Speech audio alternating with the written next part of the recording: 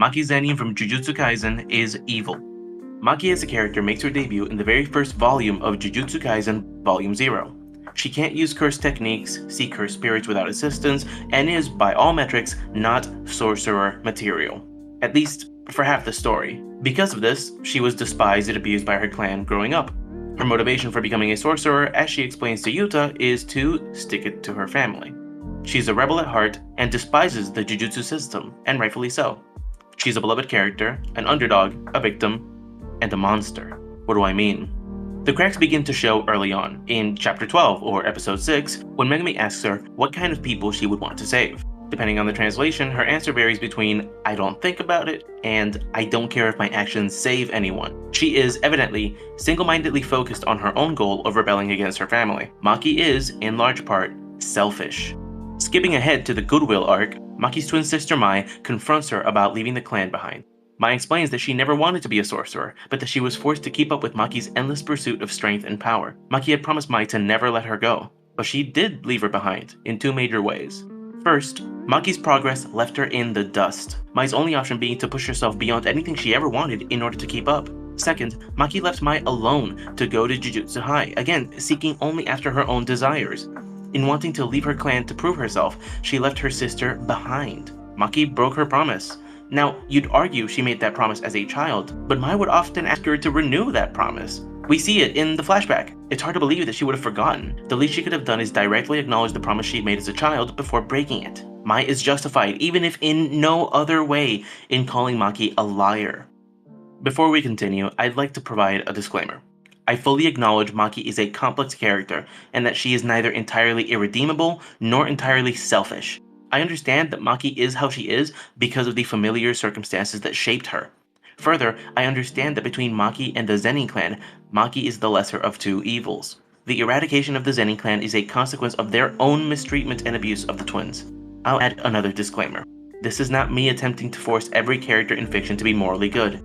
We enjoy characters like Toji, Gojo, and Kenjaku despite their clear flaws. The difference between these characters and Maki is that, while they suffer as a direct consequence of their mistakes and misdeeds, Maki is praised, elevated, and never questioned. Her atrocities go unpunished. This video is meant to try and convince those who either defend her actions or still consider her one of the quote-unquote good guys to reconsider. Let's first recap the Zenin clan massacre. Maki enters the compound with the goal of retrieving cursed tools from a warehouse. Her father was waiting inside after having severely injured Mai. Maki tries to cut him down but fails and is gravely injured. Her father throws them both in a room full of cursed spirits where the girls have a brief moment to reconcile before Mai sacrifices herself to give Maki the soul split katana, asking her to promise to destroy everything. Maki escapes the room and cuts down her father, following his threat to kill her. The clan is alerted and the division full of users without cursed techniques is sent after her. Maki remembers Mai's plea to destroy everything and she slaughters the entire division. She's then attacked by cursed technique users, which she slaughters as well. Finally, she defeats Naoya Zenin. After all the fighting, she deals a fatal injury to her mother, who had not engaged during combat and had repeatedly told her to stop and to stay back. Naoya is later stabbed by Maki's mother before she also presumably dies. After the massacre, Maki goes on to target those who weren't present during her rampage. Yes, she slaughters them also. There are a lot of problems here. For starters, it's very telling that the way that the author redeems Maki's broken promise to Mai is by having her fulfill Mai's new promise to destroy everything. It's twisted, and it's not redemption at all. Mai wasn't morally perfect, but she could have at least been spared the charge of accessory to murder. The next problematic scene is Maki cutting down her father. Did he threaten her? Yes. Was he going to kill her? Yes. Was Maki justified in killing him in self-defense? One could certainly argue that, yes. Then what's the problem? The problem is Maki. I'll talk more about it later, but she's not acting out of self-defense. Heck, even if she were, do you seriously think that if her father had just ran away instead of attacking her, that Maki would have let him live? Do you really believe that? She's angry, she's vengeful, she's spiteful, she's intending to kill, not survive. You'd think that after killing her own father, she'd show a bit of remorse, or internal conflict, or anything at all. But no, the new Maki is murder hobo Maki. She must kill and kill without remorse, and she's just getting started. The next fight is Maki versus the Kukuru unit. These guys are mini Makis. The story tells us this because Maki used to belong to this unit. Simply put, Maki did not need to kill these guys. She didn't have to slice their brains in half. There's a number of things she could have done to spare them if she only wanted to. throw rocks at their heads to knock them out, hit them with the blunt side of your sword, heck, anything is better than decapitating them. They pose no serious threat to her life, nor that of her loved ones, and she knows it. Once again, this is done primarily, if not entirely, out of wrath. Next, she encounters the Hei unit. These guys are semi-grade 1 or higher, and all possess curse techniques. They're more dangerous, and you can therefore make a better case for Maki on the grounds of self-defense. Except this guy. She had already blinded him, there was no reason to kill him. Now, you would argue he died from curse technique overuse, not from Maki directly killing him, but once again, do you really think she would have let him live? Do you really? I won't touch on her fight with Naoya because Naoya really did pose a threat to her life, and it was clear that he wouldn't stop until she killed him. Further, it's not even Maki that killed Naoya to begin with. Now we've arrived at the worst scene, Maki's mother. Let's get it out of the way. Even if you've disagreed with me so far on every point I've made, I think we can all agree that mortally wounding one's own unarmed mother, who is pleading with you to stay back and to stop, is a horrible thing to do. It is nothing short of murder. Maki Zenin is a murderer, plain and simple. This isn't a victory, this isn't self-defense, it's not an awakening nor punching up, and it is most certainly not maturation. At the start of the scene, Maki wanted to know if her mother's warning was a way to keep her safe from her father. She commits unprovoked matricide on the one person in the entire family that she thinks tried to protect her. Further, she does this because her mother wouldn't listen to her. Hey, genius, you think there might be a reason she doesn't want to talk to you right now? Don't you think you've given her enough reason to want to avoid you like the plague you've made yourself out to be? It is in this moment that the absurd idea of painting Maki's destruction of the Zenin clan as a vindication of her suffering, an instance of personal growth, a well-deserved retribution, becomes laughable. You have to be seriously detached from reality to think that killing your own unarmed, mercy-pleading mother is defensible. But let's play devil's advocate. Let's see if we can somehow justify what she did. First, let's consider what I'll dub the revenge for Mai defense. One could argue that Maki wasn't asking if her mom had tried to stop her because she thought that her mom was protecting her, but rather because she suspected that she wanted to keep Maki from defending Mai against their father. There's a few problems with this. First, for this defense to work, her mom would have needed to know about what was happening down there. Ogi, her dad, intended to trap Maki. In fact, he had anticipated this so long ago that he had already cleared out all of the cursed tools in the warehouse. If the plan was to trap her, and her mom was in on the plan, why would she sabotage the trap by trying to keep Maki from walking into it? Secondly, Maki and Mai are notoriously weak by Zenin standards.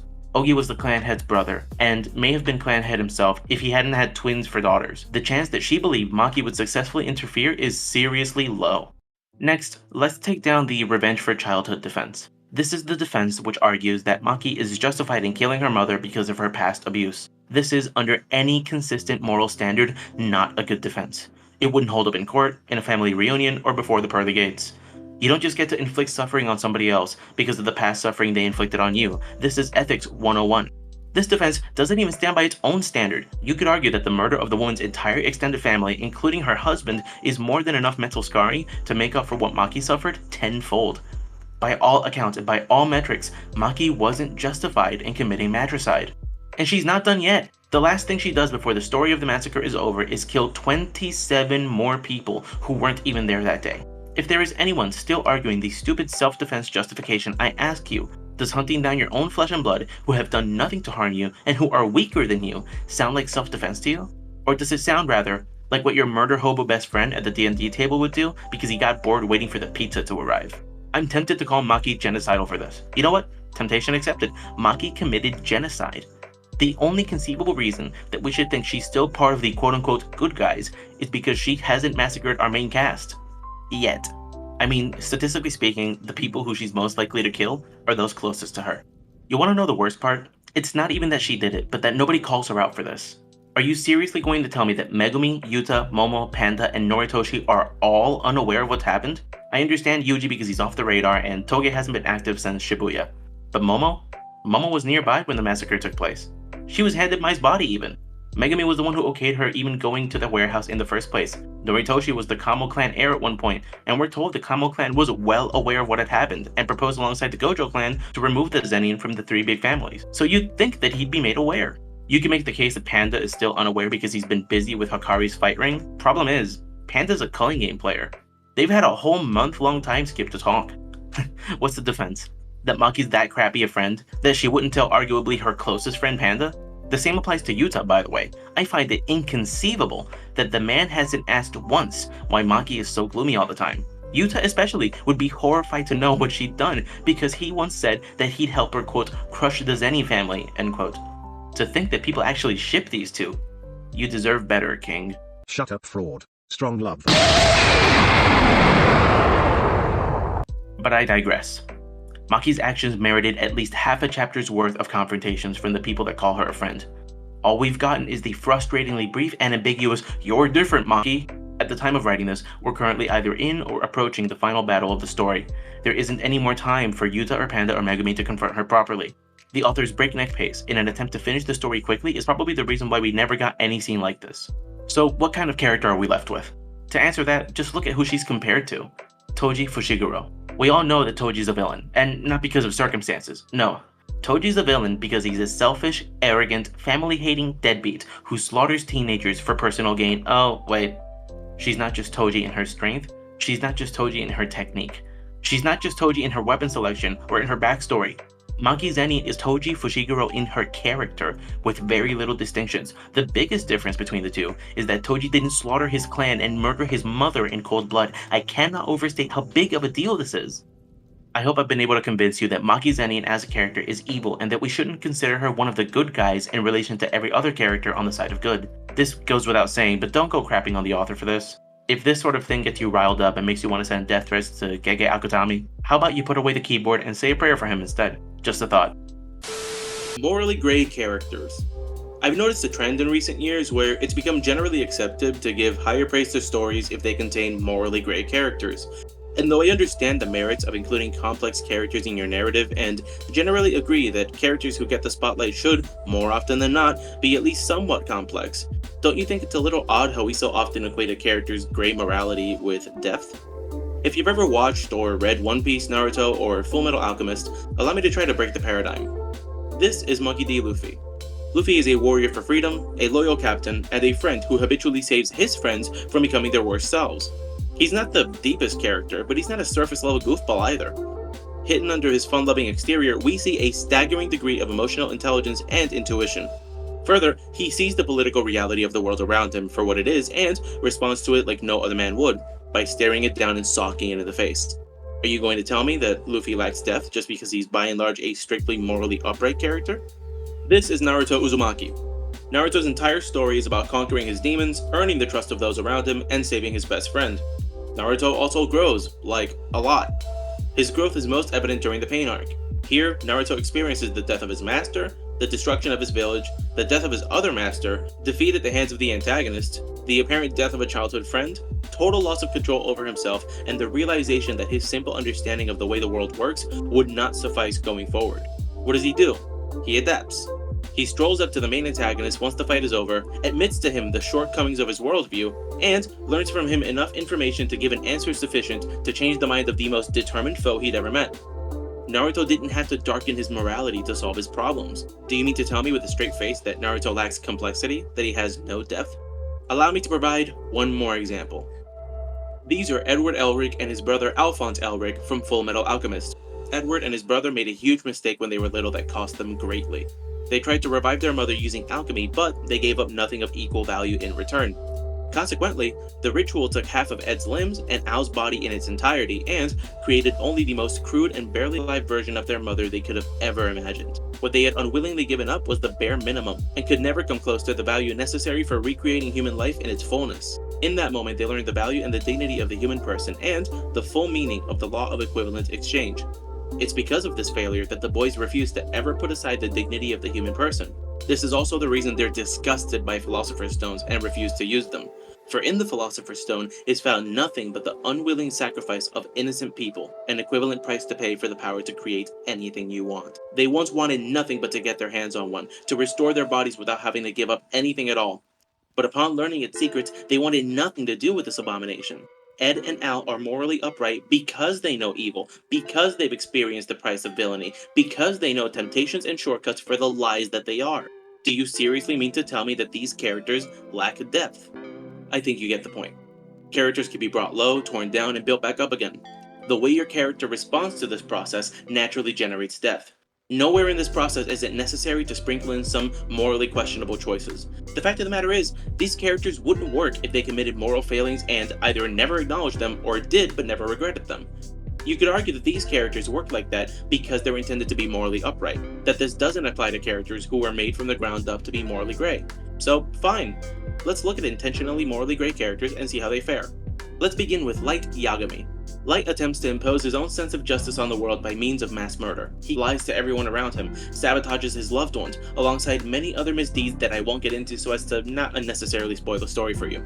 Despite all of this, Light does these things for what he believes are good reasons. This is all done in an attempt to create a more just society. Light is a morally great character and, due to his intelligence, he's also a very complex character. But as for his depth, I don't think it's fair to say that Light Yagami compares to Naruto or Edward in matters of character depth. Next, let's look at Lelouch Lamperouge from Code Geass, also known as Zero. Zero styles himself a warrior for liberty and justice. He creates the Black Knights, a resistance group dedicated to fighting against Britannian oppression, protects and cares for his sister Nunnally, and liberates Japanese areas under Britannian control. Conversely, Lelouch is also prideful, careless, manipulative, vengeful, fratricidal, and largely self-centered. Is he deep? Certainly, but take a look at where that depth comes from. Lelouch is pulled between two worlds, peace and war, tranquility or vengeance, settling for what you have and pushing for more. His depth isn't due to his great morality, but rather to the contradictions playing out within him that he hopes to resolve. In one moment, he'll defend Nunnally with his life, and in the other, he'll put her in harm's way. Yes, to rescue her, but with serious and obvious risk to her safety. Lelouch seeks a resolution. He doesn't abide these contradictions within him. At one point, he almost accomplishes this, but unfortunately. 俺が本気で命令したら誰だって逆らえないんだ。俺を撃て。朱雀を解任しよう。どんな命令でもね。もう変な冗談ばっかり。本当だよ。例えば日本人を殺せって言ったら君の意思とは関係なく。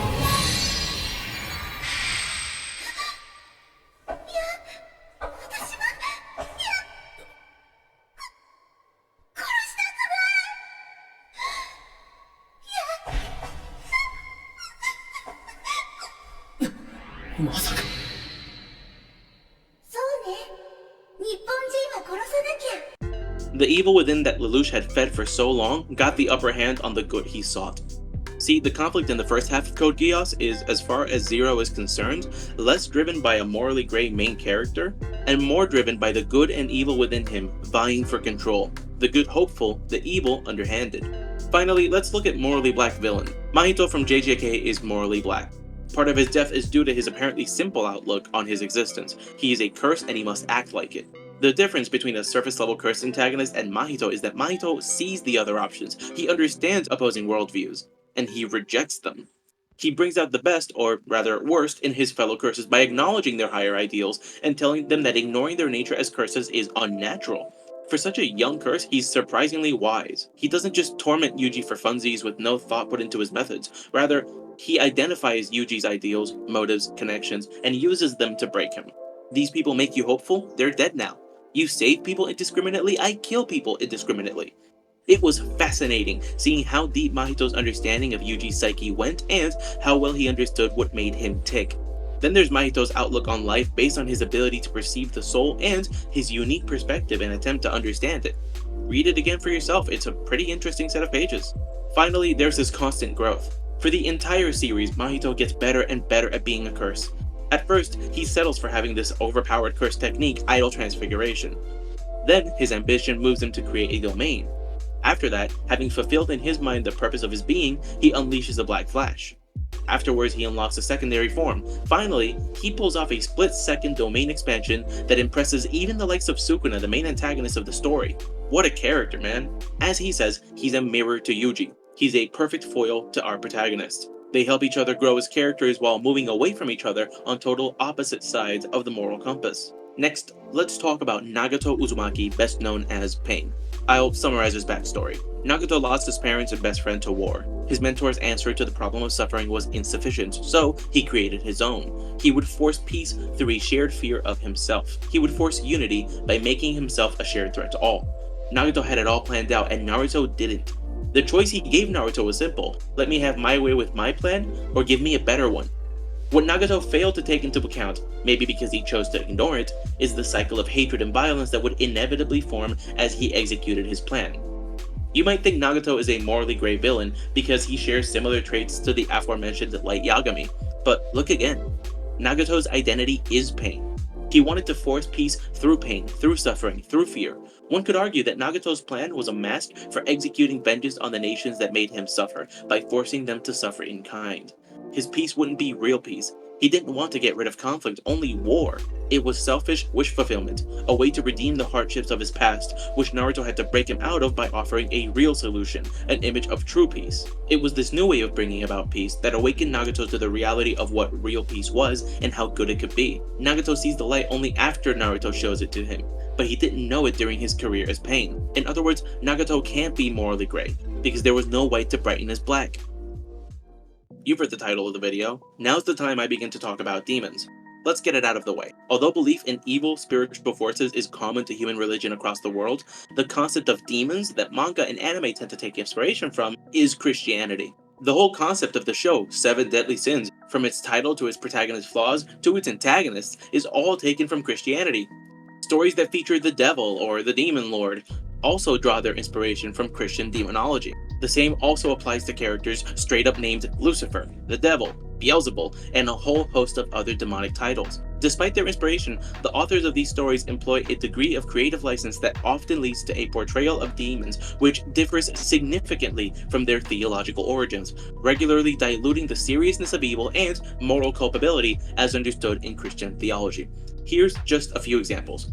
Rin Okumura, the son of Satan, rejects his demonic heritage and chooses to fight against his father and his demon army. Nezuko, from Demon Slayer, retains her humanity and fights against her demonic urges to protect her brother and others. The Devil, from The Devil is a Part-Timer, is portrayed as a hard-working and caring individual. Pochita, from Chainsaw Man, is a cute little dog devil that sacrifices himself to save the protagonist Denji. Power, from Chainsaw Man, forms a bond of friendship with Denji. Meliodas, from Seven Deadly Sins, is shown to genuinely care for his loved ones. Akira from Devilman Crybaby fights evil with the power of demons. Before any of you start trying to play devil's advocate, I should point out, I'm not the one who brought up demons. These shows deliberately chose to use and abuse this concept. I'm not the one who made the enemies in Demon Slayer demons. The author did. You could have called them vampires or something, because that's what they actually are. I didn't make Meliodas the son of the Demon King. The author did. I didn't make Power or Pochita demons. The author did. All I'm doing is calling this practice what it is, a misappropriation of my religion. Some might object that I should just shut up and write my own manga, where the demons are all evil, if I'm so hung up about this. Sure, let's see how stories like these fare. Enter Frieren, Beyond Journey's End.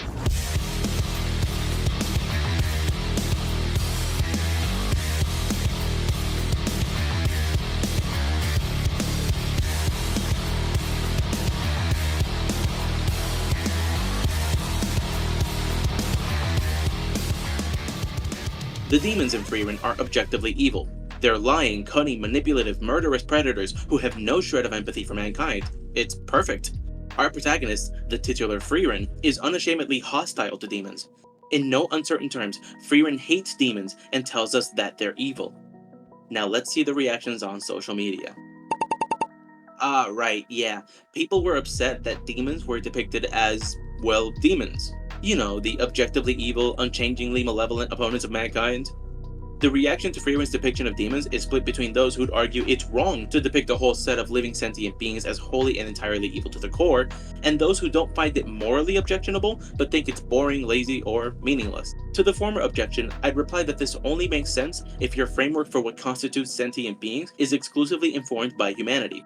You assume there can't be objectively evil sentient beings because the only sentient beings whose existence you acknowledge are humans who are not objectively evil. Even this view is suspect because human beings are fallen creatures who, while still possessing the ability to do good, have a tendency toward evil without grace. This is what naturalism does to the average consumer of fiction. It gives them an incomplete picture of reality, a deficient framework from which to analyze the media they consumed. If you were to look beyond the scope of humanity in the natural world and gaze into the supernatural for a moment, you'd find that there are both objectively good and objectively evil sentient beings. Traditionally, we refer to these as angels and demons. If you acknowledge their existence and what their nature truly is, you're better able to digest not only the idea that a group of objectively evil sentient beings exists, but also that it's not morally objectionable to state this plain fact. To the latter objection, Well, it's interesting, isn't it? The standard, the status quo, the thing people are used to are the morally gray demons, not the morally black. Plainly evil sentient demons are foreign to the mind of the average anime viewer because of the prevalence of morally gray demon characters. The evil ones haven't really been given the chance to shine as antagonists for a long time, while the gray ones have been getting story after story, developing the concept and exploring it in depth, often through the vehicle of protagonists. We see the world through their eyes, the justification of their morally questionable choices from their standpoint, and the effects that the consequences of their actions have on their psyche and their bodies. In a very real sense, we're conditioned to sympathize with them. The reality is that for as much as we like the term, many morally questionable choices go very much unquestioned by us, the audience. Looping back to the opening, we tend to equate gray morality with death. I would suggest that one of the ways we do this is by projecting our own personal death onto the characters that we watch in the form of expectation. What I mean is this. It might be the case that most people live a morally gray lifestyle, and are therefore more willing to see the death in gray characters because this death is more easily recognizable to them, and therefore seeing requires less effort than that of morally white or black characters. So when the character archetype of the demon is presented to us in a story as objectively evil and unjustifiable, after having watched and read so many stories where they're morally gray and very much justifiable, we recoil. This isn't how it's supposed to be, we think to ourselves. This is boring. I don't see the relatable challenges the gray one suffered. This evil one is alien to me. We see our own challenges, which in themselves contribute to the forming of depth in the human person, reflected on the gray characters, which we then naturally assume are deep as well. But my question is this: do you have to relate to demons? Think about it for a second. The ordinary understanding of demons is that they are categorically different from humans on a metaphysical level. They're just not like us. They don't think how we think. They don't value what we value. They don't have human souls, human brains, human bodies, nor human emotions. So why do we have to be able to relate to them? Why do these otherworldly forces have to be understandable to the human psyche on its own terms and through its own ordinary experience? I think this expectation on our part, an expectation that storytellers acknowledge and want to meet, is mistaken. Further, just because you can't relate to a character doesn't mean they're not deep. I know I certainly can't relate to Naruto. I'm not an orphan, I was raised in a loving home, I had good and loving friends, nobody despised me, my best friend isn't turning evil before my eyes, and I don't have a demon fox inside of me. Yet Naruto's death is evident if you're willing to see it. As we've explored before, through the examples of Naruto, the Elric brothers, Mahito, and Pain, character depth isn't determined by which shade of gray matches a character's morality. You can give morally upright and morally bankrupt characters plenty of depth. But you might argue, okay, assuming what you say is true, and you can have deep but morally black demon characters, there isn't anything wrong with having morally gray demons in our stories. To which I would reply, really?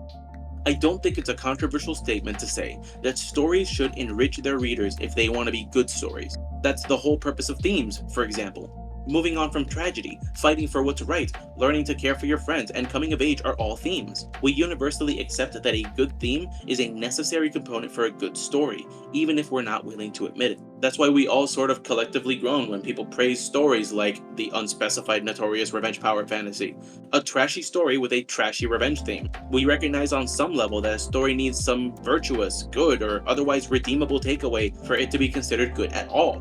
Hence my tangent on themes. So then what's the matter with the morally gray demons? Simply put, due to their prevalence, their perceived depth, their relatability, all things that we've discussed before, they give the average anime consumer a warped perception of demons. That's the takeaway. They aren't seen for the objectively evil enemies of mankind that they are, irredeemable and void of any good. Instead, they call the demon Pochita cute. They cosplay the demon Power. They root for the demon Meliodas in fight scenes. They sympathize with the demon Nezuko. This is the takeaway, one that doesn't enrich, but rather misinforms and deceives. If this is how stories make you feel about demons, they shouldn't be included in the first place. Demons are bad, actually, and stories should act like it. In the beginning, God created the heavens and the earth. The earth was without form and void, and darkness was over the face of the deep. And the Spirit of God was hovering over the face of the waters, and God said, "Let there be light," and there was light. Then God said, "Let us make man in our image, after our likeness, and let them have dominion over the fish of the sea, and over the birds of the heavens, and over the livestock, and over all the earth." And the Lord God planted a garden in Eden in the east, and there he put the man whom he had formed. The Lord God took the man and put him in the garden of Eden to work it and keep it. And the Lord God commanded the man, saying, you may surely eat of every tree of the garden, but of the tree of the knowledge of good and evil you shall not eat. For in the day that you eat of it, you shall surely die." Now the serpent was more crafty than any other beast of the field that the Lord God had made. He said to the woman, "Did God actually say, 'You shall not eat of any tree in the garden'? You will not surely die. For God knows that when you eat of it, your eyes will be opened, and you will be like God, knowing good and evil." She took of its fruit and ate. And she also gave some to her husband who was with her, and he ate. Then the eyes of both were opened. But the Lord God called to the man and said to him, "Where are you?" And he said, "I heard the sound of you in the garden, and I was afraid, because I was naked, and I hid myself." He said, "Who told you that you were naked? Have you eaten of the tree of which I have commanded you not to eat?" The man said, "The woman whom you gave to be with me, she gave me fruit of the tree, and I ate."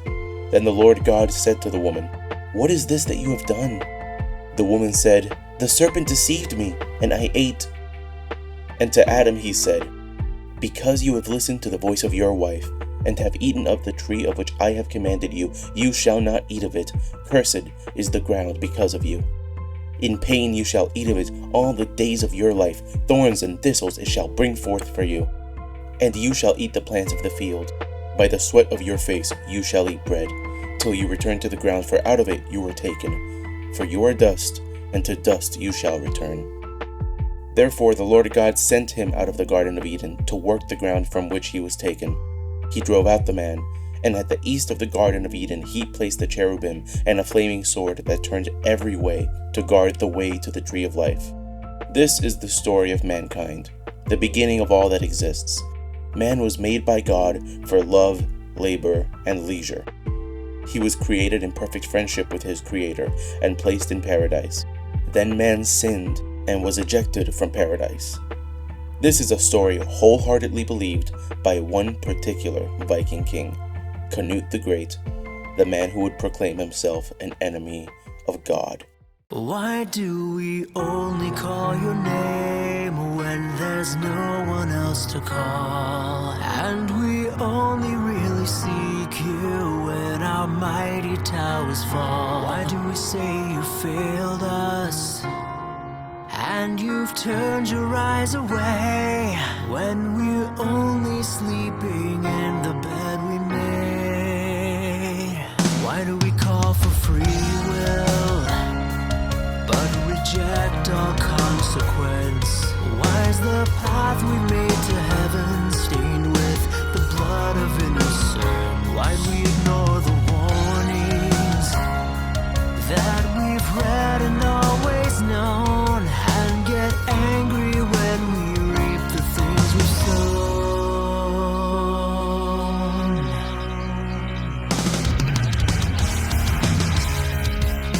King Canute from Vinland Saga used to be a faithful Christian. Due to having been raised by a farmer named Ragnar, sheltered from the evils of the world around him rather than in his father's court, he grew up to be silent, meek, and cowardly.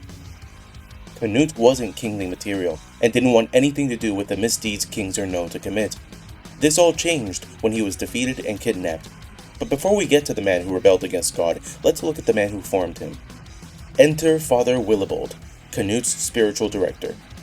Frankly speaking, the man is an embarrassment of a priest. To start, the man is a drunkard. Most of the time he's on screen, Willibald is drinking. This love of the bottle isn't limited to comedic quirkiness. It borders on apostasy.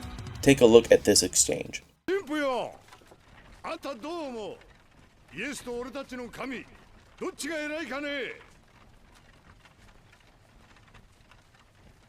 酒を作った方。 His addiction has removed his ability to adequately carry out his duty as a priest. And out of all people, this drunkard should not be the spiritual director of one of the most powerful people in the region. But hey, he's already in the role, so we might as well see how he did. Oh my. Let's start with what he's least to blame for. He kept Canute weak and effeminate. Yes, Canute is ultimately to blame for his initial weakness. He chose of his own volition to stay out of fights for as long as he could. When his camp was raided, he chooses not to counterattack. You can also put a lot of the blame on Ragnar, because it was on his farm that the boy grew up to lack a willingness to fight. But as his advisor, as his spiritual director, and to whatever degree this is true, his friend, Willibald should have advised Canute to take command of his father's forces. At the very least, he should have been in favor of Canute fighting in self-defense. This isn't unprecedented in Christian history. Sure, the Crusades hadn't taken place yet, but the Roman Empire had been Christianized for a long time, and we had the examples of Moses the Ethiopian, Adrian of Nicomedia, George, Andrew the General, among others, taking up arms while remaining Christians. As a priest, he should have known that warfare, and especially self-defense, are not entirely off the table. Unfortunately, he didn't, or at least he chose not to mention it, and so he and Canute are captured by the English army. Here we run into our next problem. The man does nothing to guide nor encourage Canute in his faith while he's captured. He just lets the Vikings say whatever they want to the young man and stays quiet. Oh, but he doesn't stay quiet forever, of course. No, he eventually does pipe up, but not how you'd expect.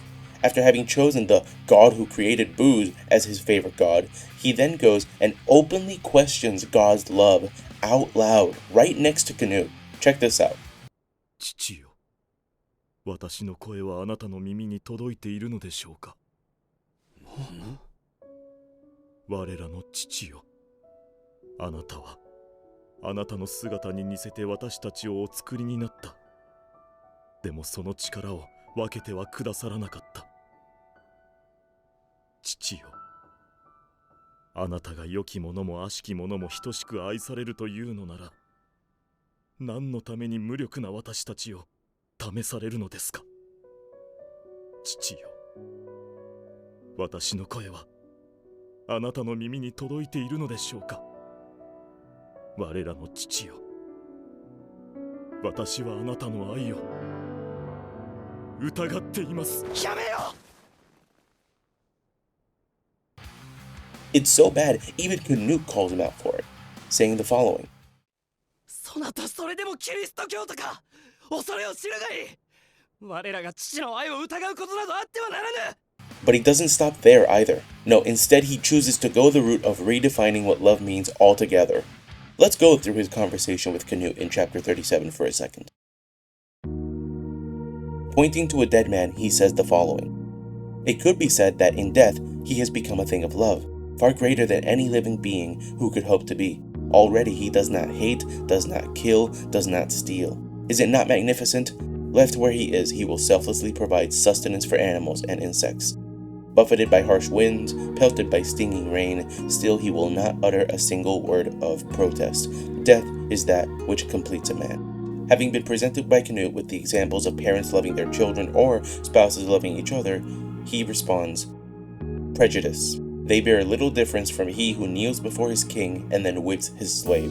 To Lord Ragnar, you are more important than anyone else in this world, your majesty. Most likely he valued you more than his own life.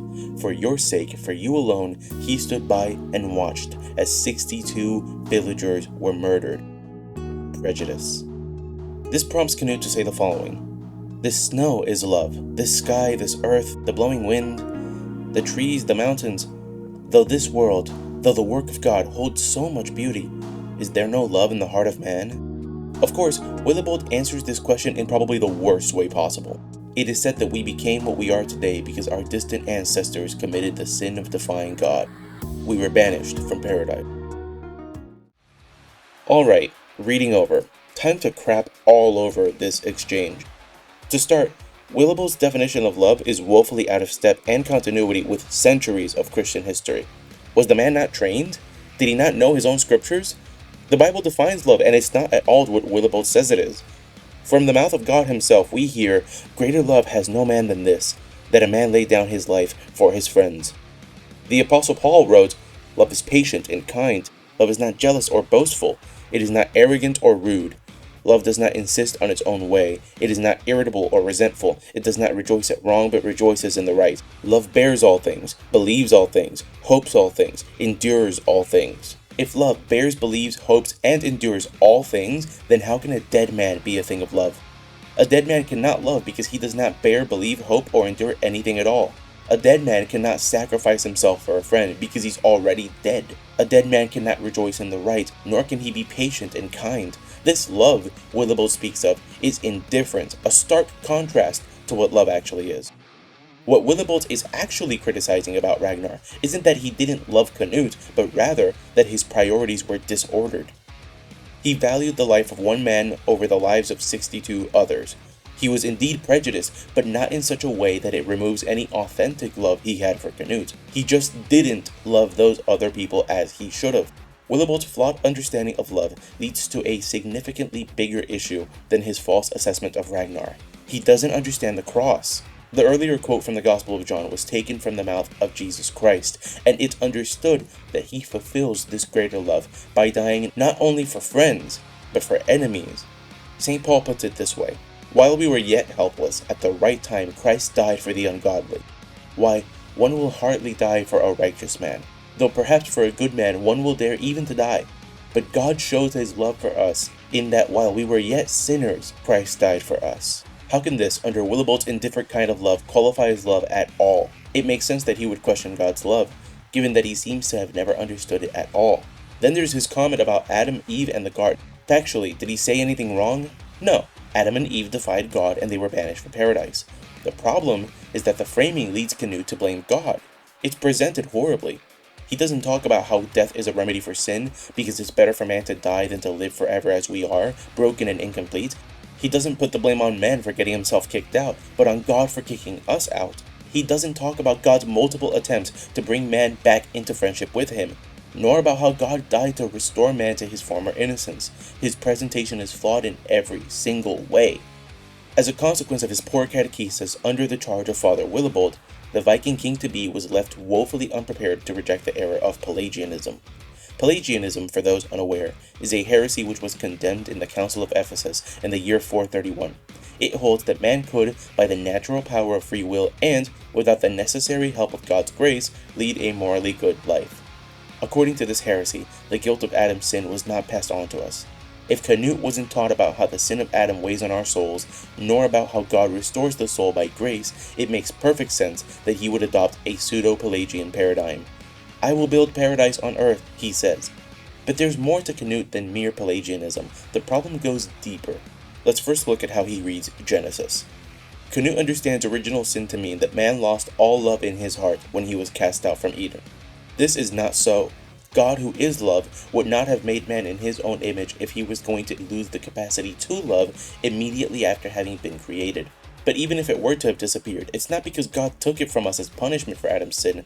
Rather, the fault for its disappearance would lie on Adam and Eve themselves for having thrown it away. The entire way Canute and Willibald read Genesis 3 conveniently and pridefully takes the blame and moral burden off of man and places it squarely on God, which misses the entire point of the story. Next, why doesn't Canute mention Jesus Christ? The name never comes up, not once. You'd think that his idea to build a heavenly paradise on earth and its underlying misunderstandings of human nature and love would have something to say about Jesus Christ. God took on flesh, suffered and died for the salvation of mankind and the remission of sins. You'd think this would carry some weight in Canute's new paradigm, but as I said before, Jesus is never once brought up. How can you speak of building a paradise for men and not account for God having made himself man? It's surprising, but maybe it shouldn't be. See, if Canute acknowledges Jesus, he'd have to admit that he's wrong about God's intentions for man. He thinks that God made us so that we would exist in some never-ending challenge run, where we experience trial after trial for no good reason. He thinks that God just sits up in heaven and watches us suffer while doing nothing about it. No wonder he doesn't mention Jesus, because the God-man proves all of these beliefs wrong. It's under these false pretenses that he declares God his enemy, that man can't be happy so long as God is in charge. If your idea of God is some sick tyrant who enjoys and abides at the suffering of his creations, then of course man can't be happy under his rule. It's funny, really. In refusing to account for the savior of mankind, Canute is forced to come up with a new savior figure, himself. Of course, he'd be the one to guide humanity to paradise. Of course, he'd have to do it, even if through conquest and military strength. Of course, he, a Viking, has to save the Vikings.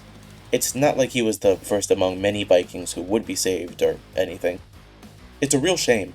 The historical Canute was a troubled and inconsistent, yet ultimately helpful ally to the church. He built churches and rebuilt destroyed monasteries, refilling their coffers while expressing a desire for a respectable Christian nationhood within Europe. He wasn't this pseudo-Pelagian god-hating redditor. I began watching Vinland Saga because a relative told me that the show portrays Christians favorably. While that might be true for some background characters, I think you can forgive me for not walking away with that impression when analyzing the two most important Christians in the show. I still recommend it, by the way. It's a well-written story through and through.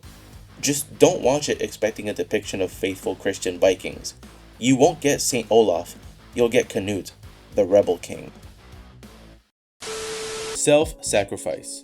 It's something we tend to see in our films and shows, but rarely question or attempt to understand beyond the surface. I don't think that's a bad thing, but rather a human thing. Man is the religious animal, and if there's anything common to all ancient religions, it's sacrifice. It is right and just to give to our Creator something of our own because He gave us our existence and continues to sustain our lives.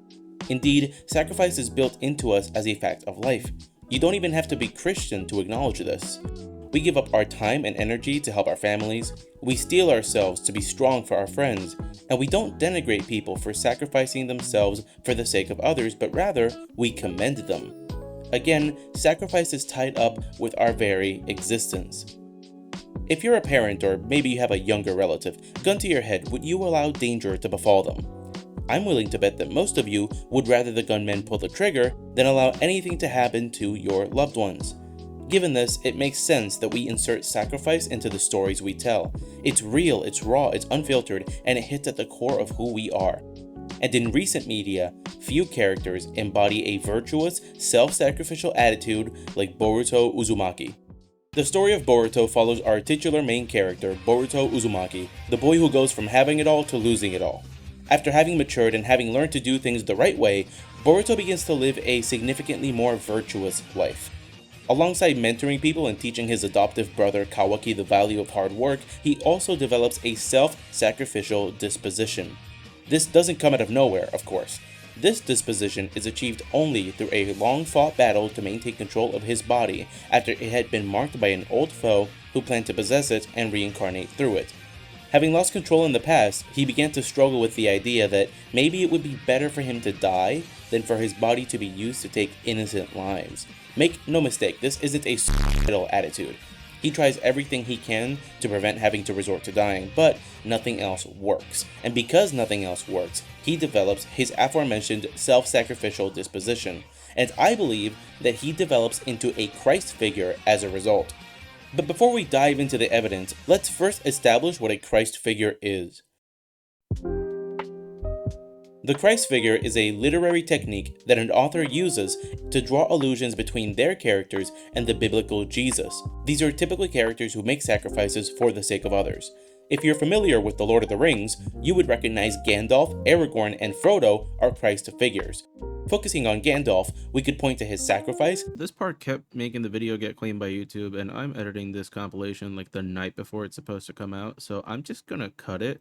And I probably cut all of the other Gandalf scenes as well, for good measure. His descent into the depths in which he battles the Balrog, and his coming back to life as evidence for his status as a Christ figure. Understanding now what constitutes a Christ figure, let's look at 3 important occasions when Boruto decides to sacrifice himself for the sake of others in order of importance. Number 1. The battle against Ishiki. This one's rather brief but telling. During his battle against Ishiki, Boruto already had the knowledge that the enemy needed him alive. Given this, he threatens the enemy. Move and I take my own life, which means you don't get to kill all the life on this planet. Here, Boruto isn't acting quite like a Christ figure, but more like a soldier willing to die for the cause. However, this is a conviction from Boruto that we didn't see before he realizes he's being taken over, so it indicates a shift in perspective. Now, Boruto survives this ordeal and the enemy is stopped, so we get to see a few more examples. Number 2. Code's Assault. Here we see a version of Boruto that has accepted that he has to lay down his life in order to save his loved ones. Having lost control for what he decided had to be the last time, he gives Kawaki the go-ahead to pierce his heart. Boruto would have died had he not been brought back by the entity possessing him. I think here we can point out a more direct Christ parallel. The sacrifice he's willing to make here is less duty-driven and more so motivated by love and a sense of purpose. Number 3, The Hidden Mist Civil War. This one is anime canon, so take it as you will, but anime canon is still technically canon, so we're gonna talk about it, and I'll be using visuals to highlight similarities between this and The Passion. Since most of you probably haven't seen this arc, I'll summarize it. The Hidden Mist Village has been modernizing at a rapid pace. This also means they've been stabilizing the waves so that the water is less hostile to vessels traveling in the area. Though this benefits tourism, it comes at the cost of gutting the fishing industry due to the massive change in the conditions of the ecosystem, which causes fish to migrate, which in the mist is a big deal. At the same time, an old pirate clan rises to power and many citizens join up with them to fight against the mist and its modernization. Boruto and his teammates were on a trip to the mist and they got caught in the conflict. When the war reaches its peak, Boruto meets with the head of the pirates to negotiate for peace. The pirates give Boruto one option: bring them the head of the mist's leader, Chojuro, the Mizukage. Boruto counters with his own offer: let Chojuro live, stop this war, and kill me instead. He says the following: even if I'm scared of dying, but I'm not the only one who's scared. Everyone who has died in the war was probably scared. In order to stop this completely, someone has to take on all this pain. He then tells his companions, don't seek revenge out of the sadness caused by the deaths of your friends. Boruto is then beaten in front of his loved ones before walking to his execution site, entrusting things to his friends, and awaiting his death. You might think that this is all one big stretch, that the whole thing is just an exercise in legitimizing my interest in Boruto. I mean, clearly, the author isn't intentionally drawing parallels between Boruto and Jesus. Sure, you're right. Whatever parallels are there are unintentional. But there are parallels. This takes us to what we established at the beginning and what the whole point of the video really is. Jesus Christ and his redemptive sacrifice are built into our very being, so much so that we incorporate his passion into the stories we tell, whether we want to or not. There's something in us that can't help but admire a selfless, loving, sacrificial act, and this inner drive is so powerful that it outright recreates the passion of our Lord in the stories we create, even if we're not consciously aware of it. So whether intentionally or not, Boruto Uzumaki, as he's been written, is a Christ figure. We can only hope that Kishimoto, the author, continues to write him as such. Back when I was little, I remember sitting in class, bored out of my mind, while my teacher explained some math topic to my classmates for something like the 4th time. I thought, why can't they just get it? What's wrong with them? This was not an uncommon occurrence. See, I was one of those so-called gifted kids. Above average IQ, offered to skip grades and study at special schools, the whole 9 yards. Eventually, I did move on to another school, one that accommodated kids like me. I then went to college and there it was again. Classmates asking the same stupid questions over and over. Why can't they just get it?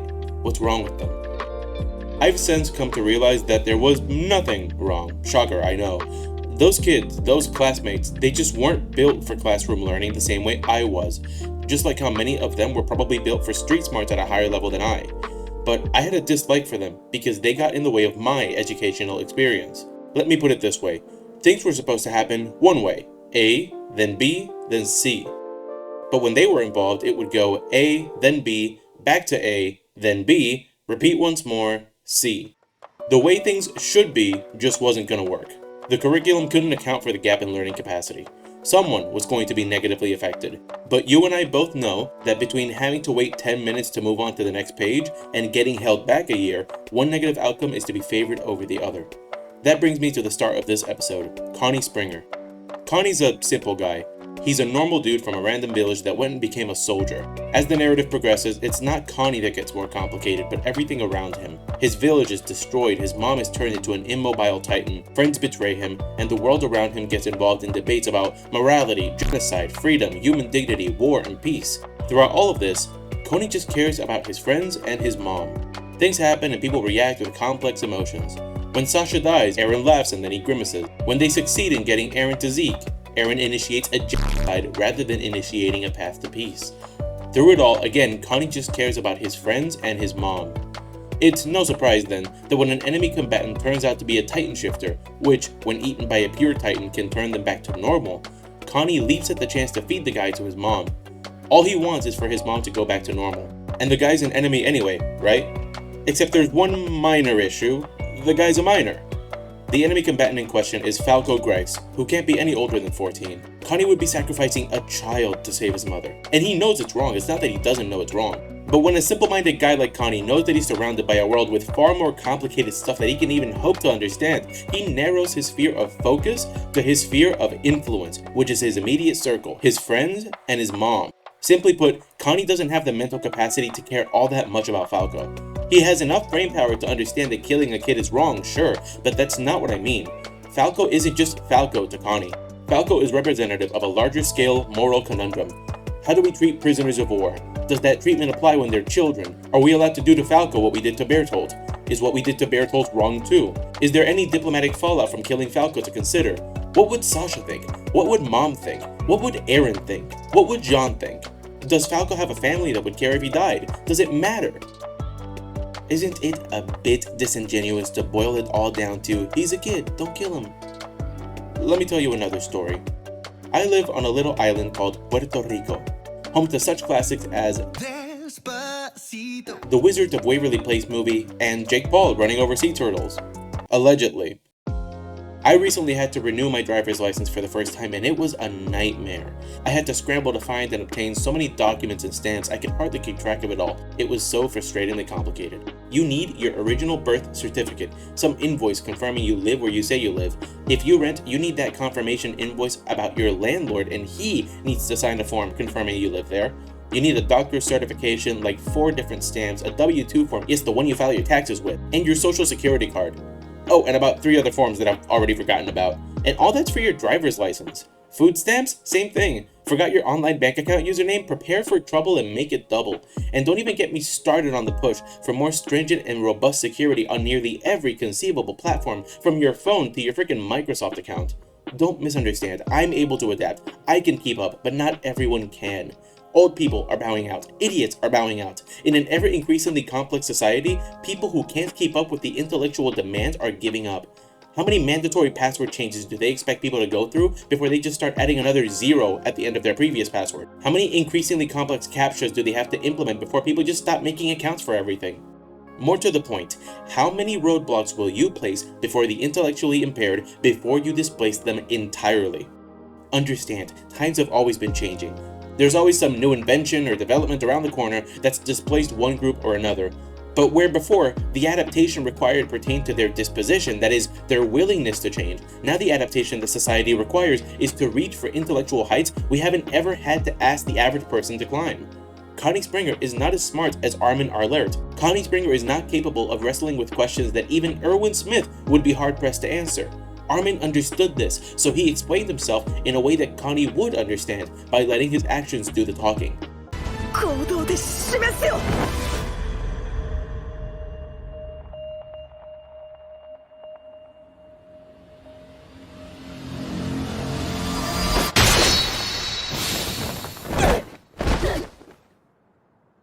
If Connie can't bear to let Armin die for his mother's sake, then he must apply the same to Falco.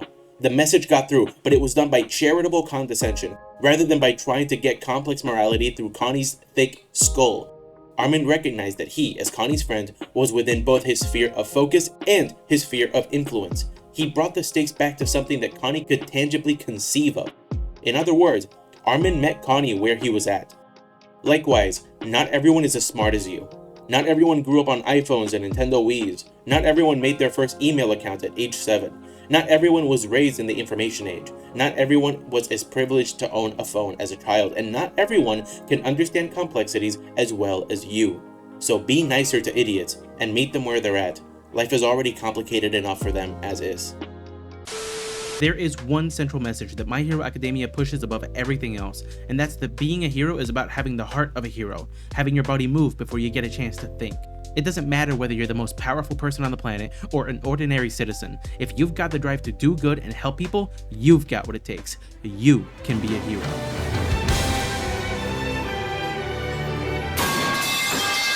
No, I am not getting my video blocked again. Those Japanese labels are bloodthirsty. Anyway. Our main character, Deku, exemplifies heroism in the very first episode. Though he lacks superpowers, he's the first to leap into the fray when he sees somebody in danger. It doesn't matter that he's endangering himself, he's gotta help. Deku's got the heart of a hero. By the end of the story, spoilers by the way, skip to the time code, Deku becomes the greatest hero. He ends up in a very similar spot to where he first began, having lost his powers and needing to be helped to put his heroic drive to use. Notice how Deku never stopped being a hero though. Heck, even when he's almost a decade into his retirement, he's still recognized as the archetypal hero. I'll say it once more, Deku has the heart of a hero. But let's be real here, if you're watching this video, chances are that you're not a hero. Chances are that you've never done anything extraordinary to save somebody in danger. Many of you probably don't even have the bare minimum, which is the heart of a hero. I'm not putting you down by saying this, it's normal. Not everyone is like Deku. If someone's about to get hit by a car, my first reaction isn't going to be to push them out of the way and take the hit for them. There's a real difference between Deku and us, and it comes down to our intrinsic disposition. Deku grew up safe, admiring heroism. You could almost say he had a parasocial relationship with All Might. He lived out his heroism vicariously through All Might all throughout his childhood from the comfort of his home. As such, he developed an internal disposition for heroism because A, it's all he knew, and B, due to his sheltering, it was never challenged. You might argue against point B, but you'd be missing the point. Deku may have been bullied and it may have challenged his desire to become a professional hero, but what I mean is that Deku never got into a situation where he leaped into danger headfirst and failed to save someone. His intrinsic heroic disposition wasn't challenged. The first time anything like this really happens, as far as I remember, is when he and Mirio failed to save Eri for the first time. Understanding then where Deku gets his disposition from, it makes sense that we can't relate. We don't have an All Might. We don't have superheroes. Or do we? Before we answer that, I'd like to ask that if you're enjoying the video and you want to see more videos like it, that you would leave a like and subscribe to the channel. I'm trying to get to 500 by the end of the year, so I'd appreciate it if you hit that subscribe button and click the little bell to be notified when the next video comes out. Now, back to the topic at hand. Do we have superheroes? Well, we do, actually. Over the past 2,000 years, we've had an incredible amount of selfless heroes, men and women with hearts set on doing good no matter what. In many parts of the world, these heroes are revered, praised, and celebrated to the present day. I'm of course talking about the saints. If you're gonna click off because you're not Catholic, I would ask that you at least hear me out. I'm gonna mention 3 Christian saints whose deeds are not only public record, but that no one could argue made the world a worse place for having done them. I'm starting out with a controversial one, but I think he's a good one to pick once you look past the leftist propaganda that's been spewed about him. Let's take a look. Junípero Serra left his home island of Mallorca off the coast of Spain because he had a burning desire to give himself to God as a missionary. Soon after arriving, he suffered a leg injury that would make walking painful for the rest of his life. Serra walked thousands of miles despite his ever-painful injury to baptize California's Indian population. He converted whole swaths of natives and learned their ways so as to communicate to them not just doctrine, but how to cultivate a relationship with Jesus who died for them. He walked the length of California down to Mexico City to appeal to the Spanish viceroy that the tyrannical and abusive lieutenant governor of California be removed for his abuses against the natives. His appeal was granted and a Bill of Rights was issued for their protection. When the Kumeyaay Indians attacked the San Diego mission and murdered his friend, he pleaded that the Spanish have mercy and refrain from retaliating. Serra wrote, "As to the murderer, let him live, in order that he should be saved, which is the very purpose of our coming here." Romero was a leader of a large portion of El Salvador's Christian population. The Salvadoran government at the time was indescribably tyrannical, oppressing peasants and slaughtering protesters en masse. His best friend was killed as a result of the ongoing violence. Romero, witnessing the rampant injustice that surrounded him, became an outspoken advocate for the peasants against the brutality of the Salvadoran regime. Days before his death, he told an interviewer, "I need to say that as a Christian, I do not believe in death without resurrection. You can tell them that if they succeed in killing me, I pardon and bless those who do it." In 1980, during Sunday worship, Romero delivered a homily, of which the following is an excerpt. Yo quisiera hacer un llamamiento de manera especial a los hombres del ejército y en concreto a las bases de la Guardia Nacional, de la policía, de los cuarteles. Hermanos, son de nuestro mismo pueblo. Matan a sus mismos hermanos campesinos y ante una orden de matar que dé un hombre, debe de prevalecer la ley de Dios que dice no matar. These words, characteristic of his long-standing advocacy for the downtrodden, would cost him his life the next day when, leading his congregation in worship, a gunman ended his life from outside the church. Born Raymond Kolbe in Poland in 1894, the young hero was presented with a vision from heaven. He was offered 2 crowns, one red, one white. He was told that he could choose. Choosing the red crown meant that he would die a martyr. Choosing the white crown meant that he would live a life of purity for God. Kolbe replied, "I choose both." Maximilian went on to live a life of service, preaching, and purity for the sake of bringing sinners to Christ. He moved to Japan not knowing a lick of Japanese, and due to his prior bout with tuberculosis, physically weak, and began publishing there to further spread the faith. Eventually, the Second World War would start, America would visit nuclear destruction upon Japan, and Maximilian would return home to Poland. Then, Germany attacked. Maximilian was taken to Auschwitz. Though knowing he was sickly, the guards would subject him to cruel and grueling labor. Kolbe would take it all with great patience. He would encourage those who suffered with him to remain charitable, to not take out their pain on others. During his time of rest, he would give lectures on doctrine to his fellow prisoners. But you see, even this life of purity would come to an end. The camp at Auschwitz had a policy to deter jailbreaks. It was held that if one man escaped, 10 would be starved to death. No one wants the death of 10 men on his conscience. One morning in July of 1941, it was noticed that a man had escaped. As was the standard, all men from Kolbe's block were made to stand at attention in the hot sun for hours before being randomly selected for execution by Commandant Karl Fritsch. The last man picked, a Jewish prisoner, exclaimed, "My wife, my children, I'll never see them again." Maximilian broke formation, walked up to Commandant Fritsch, and said, "I wish to take this man's place." Upon learning that Kolbe was a priest, the Commandant replied, "I don't care what pig dies." His request was granted, and the man whose place he took was spared. Kolbe and the others were taken to a bunker from which the prisoners would regularly hear cursing and crying and screaming. Kolbe didn't want to see these men die this way, and he took the initiative. From their bunker could be heard praying, the singing of hymns. It became like a small chapel. 2 weeks passed, men died, less and less voices could be heard praying and singing, and the SS officers got impatient. They wanted to clear out the bunker. A nurse was sent in and found Kolbe on the floor. She injected carbolic acid into Kolbe's arm alongside all other men who remained, and they all died that day. The man he saved, one Franciszek Gawonizek, went on to become a lay missionary, spreading the story of Kolbe's sacrifice far and wide.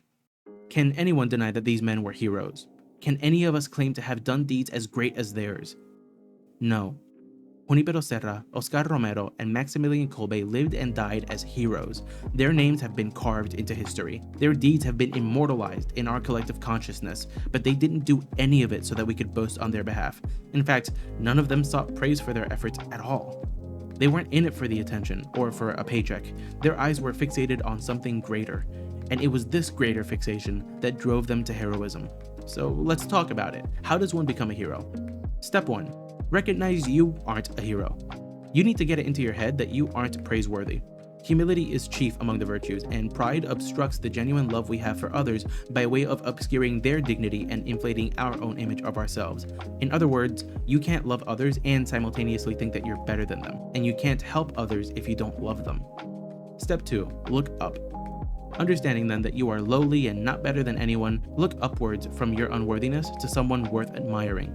You may have already figured out where I'm going with this, but yes, I'm talking about Jesus Christ. He's the ideal to strive for. Compare your virtue to his and see where you stand, or rather, measure the distance. This is he upon whom the eyes of our aforementioned heroes were fixated. Step 3. Ask. It is written, "Ask and it will be given to you, seek and you will find, knock and it will be opened to you." And again, "Whatever you ask in my name, this I will do." Do you think the heroes we've discussed were born heroic? By no means. These were men of prayer. They spent hours in prayer, glorifying the Lord and asking him to help them conform to his will. They asked to be given heroic virtue, that in their labor and sufferings God would be glorified. This isn't some special privilege granted to them only either. You can also pray for an increase in virtue and love of neighbor, anywhere and at any time. Heck, you could pause this video and pray right now. Step 4. Just do it. Get off your bum and go help someone. Today. I'll leave you with this passage. Then the king will say to those on his right, "Come, you who are blessed of my Father, inherit the kingdom prepared for you from the foundation of the world. For I was hungry, and you gave me food. I was thirsty, and you gave me drink. I was a stranger, and you welcomed me. I was naked, and you clothed me. I was sick, and you visited me. I was in prison, and you came to me." Then the righteous will answer him, saying, "Lord, when did we see you hungry and feed you, or thirsty and give you drink? And when did we see you a stranger and welcome you, or naked and clothe you? And when did we see you sick or in prison and visit you?" And the king will answer them, "Truly I say to you, as you did it to one of the least of these my brothers, you did it to me." You can be a hero.